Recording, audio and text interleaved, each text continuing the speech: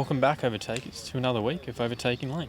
This week, we're checking out Mal's car, Dad's 67. Dad's 67. Now, how cool is this? We've been checking this car out for a long time, right? Mm-hmm. And Mal's been a long-time supporter of the show as well, and always there watching alongside us and turning up to a lot of shows and saying g'day. Yeah. And it's just cool to go and check out his car because we are a big fan of it. Mm-hmm. So And it's an LS. it's an LS. It Cool. is. It is. We love an LS swap. Well, I love an LS swap. Well, before we get started, make sure you hit subscribe, hit the bell, hit like if you're new here, and let's get going into the video. Yeah, let's go chat to Mal. Here he is. Let's go.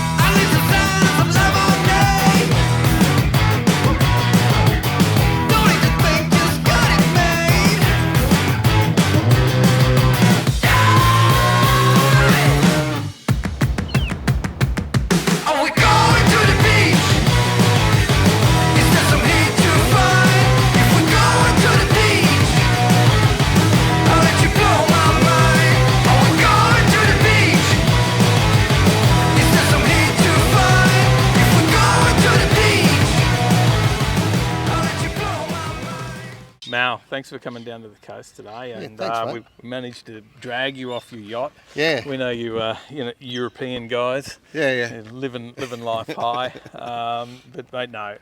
In all seriousness, glad that you came down and we could get a few extra shots of the '67 Merc. Yeah. Because it's done plenty of sneak peeks in videos over time, hasn't it? And It's been on a couple of videos so far, I think so. Three Yeah. or four. So in the background somewhere, it's just sponsored, as you like to say. yeah.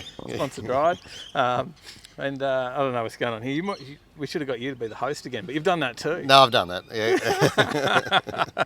Mate, it's not his first video either. There's a few videos of this as well. You've done, had a bit of muck around on there, started up a bit of Just started YouTube. doing a little bit of with that, just from work with the COVID. We started doing some filming and stuff, and did a little bit on Dad's, which was great. It's really good.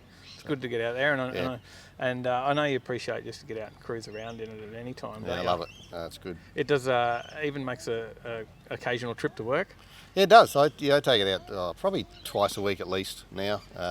Take it to work and move the other car out of the road and take the old girl. So it's just a pleasure to drive, and I really love it. So. Yeah, and look, I love it because it's different, and it's cool. It's got everything. It's all mixed up, and it's a bit of everything in there. And it's not just the LS swap. That's not all about that. But it's a bit of everything from the history of the car. Yep. You know, to it's a one-owner vehicle before I got it, and I just showed you some of the the log that came with it, which is amazing, and the photo of the day one when they brought it home, and it's a father-son thing, which my son's a mechanic, and just that father-son thing I want to sort of carry on as well. That he gets involved in the car. So. And the youngest fella in the photo there did a lot of work on the car. Yeah, his name's Dave as well.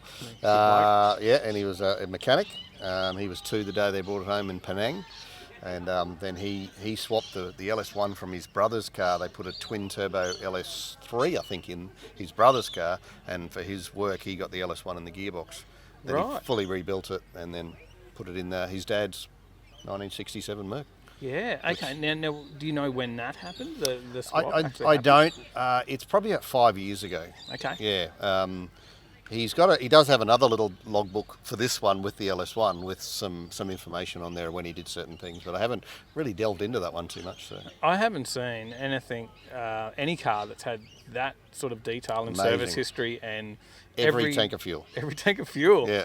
That is amazing. Every cent, every drop of oil, every tank of fuel that it was ever put on this car for 25, 30 years was documented in a book. That's crazy. Now, have you had a look at how much he was spending on getting around compared to how much you do now? Well, the fuel economy didn't seem that great, to be honest. And I say the LS is actually probably not much worse, so it's probably better than that old 2 litre was in it. But it's just amazing the whole history, the story that goes with it, and I guess the whole thing just drew me to the car. Yeah. So I'm not a Mercedes person. People come up and ask me about different models of Mercedes, and I go, I don't know, I know this one. Yeah, okay. So that's not why you did it. It was just you were out there looking for something at the time. Yeah, I was looking for. I'm born in '67, and looking for a 60. I just kept looking at '67 as part of to align with my birth, I guess. And anyway, I fell in love with the little fins on the back and LS1 in it. It's got power steering. I put air conditioning in it now. It's as comfortable. It's different. Yep. I love my old Holdens and Fords, but and Mustangs, a '67 Mustang's a beautiful car, but there'll be 10 of them at a car show. Yeah. So I don't think I've found another one that yet at anywhere I've been. So that's like this. And it draws a crowd. It does, yeah, it does. People just like to have a look, and particularly when they see under the bonnet, and it's different. And then they also look at the interior. That's all original. It's original seats and original everything, and original paint. Sure, she's not the prettiest, but that was painted 54 years ago, and it's immaculate. It is. Not all of it's immaculate. No, but that's the look as well. Yeah. And the fins, you mentioned the fins. Now, I noticed that today. It was probably the first time I've actually noticed that today. And I was driving behind you today. Yeah. And you give it a little bit. We could hear a bit of noise there. And I just saw you take off. And I thought, have a look at that. It's got those fins actually sort of reminded me of an old Chev. Yeah. Well, this was like the Germans trying to get into the American market. Right. So if you look at things like the fins on the back, then you've got the rounded windows and the rounded at the front. There's no other Mercedes sort of with that look. They were very square and more rounded over the headlight, a round headlight versus a drop headlight. So that, a lot more chrome than probably what they. Trying to get in the American market and sort of going along that sort of look to a degree, but keeping the Mercedes, big grille and everything going at the same time. It was. But it wasn't well received in America. No. But that was the goal. That was part of the goal, yeah. It was an attempt. But I love the shape. The shape is so different to the standard square of Mercedes. Yeah. It's called a Heckfloss or a Finny. Right. In Germany, so it's always referred to as a Finny or a Heckfloss, which is a fin in German, I think. So. Okay. So if we're wrong, someone will correct that. Oh, they'll correct it. Yeah. So you got drawn to it. You bought it. Now a few little things have changed over the time. Yeah, done a fair bit. Yeah, I've had it only just over a year, to be honest. My year birthday was about a month ago. Yeah. And you haven't mucked around. No, it's been busy. I think the danger signs are flapping a bit. So, Blowing away. what's it to do with every time you interview me? It's windy. Actually, you're right. We were the last time. It was really windy. That was on the coast as well. Wasn't Yeah, it was. Yeah. But the so where we're at. So yeah, no, I bought it about a year ago. Just finished off the interior. Done pretty much anything that was untidy. The car had the motor in, the gearbox in, the diff in, and the airbags in.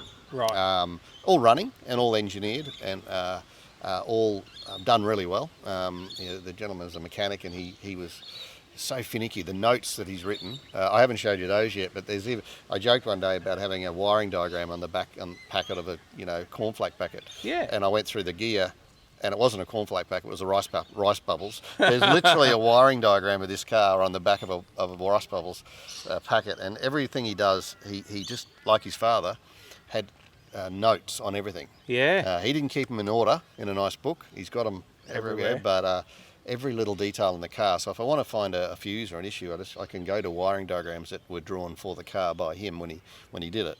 Wow. On the back of a rice bubbles packet. That's cool. That's cool. So carpets inside, finished off the inside, painted the engine bay. Yep. Sort of chromed up the engine bay a bit and tidied it up. Intakes, tune. These wheels, which are Australian-made CSA wheels, just went on last week or the week before. Then took them down to Dr. Wheels and he did them all up. I was going to do it myself, but you look at the work they do. It's just... Yeah, definitely. And they look really good. Just a tiny bit of lip and just a nice finish, I think. Just I guess a little bit of elegance, but just a little bit tougher. Yeah.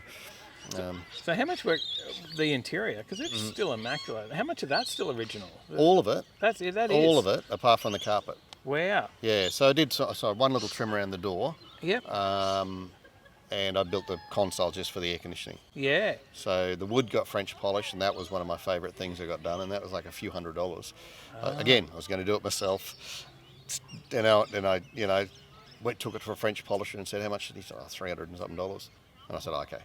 And then I come back like a mirror. Yeah. And it just looks at the wood, because that's not in most cars. No.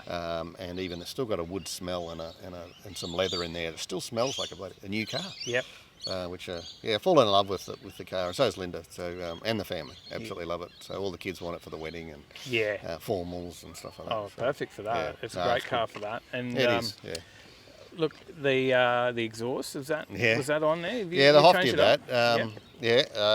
And he did the tuning as well. So it's been fingered by the Hoff and did a good job of that. But yeah, it's got a little bit of. That's probably the only thing. It's not 100% legal. So she's got a little switch on the dash, Grandad and Angry. Yep. So she sounds like a Camry if I have it on Grandad mode, and it sounds pretty good. Not as good as yours, but it sounds pretty good when she's opened up. It goes all right. Yeah. I've been for a ride, and it's quite surprising actually. Yeah, it's a lighter car than what the motor came out of. Yeah. So this is lighter than a Commodore. Right. Because it's not a full chassis car, which I was surprised. And it will get a tickle, it'll get a cam and a few things done. There's so much more you can still do. So I guess that's the next thing. What's your ideas? Is cam? Yeah, cam is, You've already got air conditioning. I've got air conditioning, I've got power steering, I've got a cup holder. Yeah. So it's pretty much the boot's going to be done a little bit more. Get that tidy up. It's tidy, but I guess get that finished a bit better. That's probably is starting to get into maybe some mods on the motor, minor modifications. Yeah. But you're pretty happy with it as it is anyway, so there's no I'm really happy. There's no real need to do much more. But is there ever? No, but you'll find something, of course. But people can say you got to put a turbo on it. It'll look great with turbos or a supercharger, and probably yes one day. Yeah. Probably yes, but will it be the same for cruising? Yeah, well that's the thing. I want to keep it that as comfortable, reliable. Just want to turn that key. I went down to Summernats with a group of guys. We've got some beautiful cars. Yep. 350 k's into the trip, we pull over to service station. I go, what are we doing? And they're all empty, and I'm doing 750 k's with the LS1 because it's stock pretty much with a really good diff ratio and everything for cruising. So, but it's comfy. It's so comfy. You sit in there, the arm up on the seat. I took Gary for a little cruise just up in Joe's this morning, and he's like, I said, this is really comfortable. Yeah, it is. It is, and it floats on the airbags just so smooth, and it's a nice car to drive. Now, I might have asked you before, but we're gonna ask a few other questions again, in case anyone hasn't gone back and seen another video where you're in, and we'll put a link to that up here so you can check it out. But we'll ask the questions here as well. Is where did your passion for cars start? Well, it didn't start with my dad, but my dad, I bought an FJ Holden as my first car. My FJ was a hot rod. Yep. Basically, I saved up and worked really hard to get that, and then it was on some Hurricane wheels, and it was lowered, and it was black, and it had a sleeker gearbox, and it had a 186, I think, was dropped in it, but it was bought out, and a yellow Terra this, and twin carbies, which I changed to a Holly, and that was when I was 16 years old. I bought that myself, and then I bought a HR Holden, and I had a two-door Corolla, all at the same time. Before I was 17. And then between me and Dad, my brother, we did up a HD and a HR. We did a terrible job. Dad used to get bits of tin or even the lid off an ice cream container and pop rev it in and bog it up. Yep. And then we'd get the spray gun out and spray it. And it looked great from 2 metres. Put a set of jelly beans on it, 2.5 inch exhaust, and then. But you were feeling pretty cool about it and enjoying loved it. Them. And your mates were probably loving it too. Absolutely loved them. Mates would come around and apprentice welder and apprentice this, and we'd do a terrible job of bodging them together. But Dad would just be the helper or the worker or the person with all the tools, and myself would be always the one with the ideas and go, let's do this, let's cut that, let's do this. And then I sort of went with kids and went away from doing anything, and I bought new cars, you know. Love them. Had a SS Commodore, was my first new car, VR SS Commodore, and then the VN was the worst thing I think I ever bought, but they went well. Yeah. And then now I've got a little AMG Mercedes, and it just don't have the same. I love it, and I've loved all those cars, but this don't have the same feeling as driving the old girl. And I had one of those V8 Patrols. Yep. One of the first ones in Australia. Great car. Ugly as sin, but it was, it was a good car. Big. Big kids. My son was 6'2" at 12. Yep. So you could fit all the kids in it and tow boats and stuff. But the old cars are where I've always really, and I had a couple of friends that, my age that were not well with cancer and stuff like that, and they never. I only lost one, unfortunately, but a friend of a friend that was. But they all recovered, which was great. But we all sort of talked about we always wanted to buy an old car, and that'd be something we've always wanted, and just don't do it. Yep. You put money in the house, or kids, or whatever happens. Something always comes up. Trip overseas, whatever you're doing. But I've always wanted to do this, and so when a few friends got ill, it was just like, well, you know what, I haven't got that much time on this earth, so I really want to do, and I absolutely, and Linda's the same. Love it. That's what I think it's important, to do what you love, and if you've got a passion for this sort of thing, then just do it. Yeah, and meeting so many great people too. Yeah, it's your only opportunity. So, and it is, to go out and we love just going out and meeting everyone and our friends and yourself and all the other people that we catch up with at the car shows. And if it wasn't for that, a lot of the time we wouldn't. Well, our paths probably never would have crossed. That's right, exactly. So, and my son's a mechanic and loves his cars as well, but it's hard when they're young to keep them.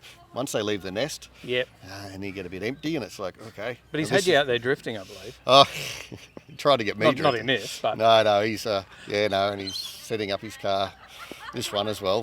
He's got another one coming? He's got a R31, one owner R31 that he is setting up, and it's a street car. His one and only goal is to have more horsepower than my AMG A45. I did say to him, you probably should wait till you get off your P plates.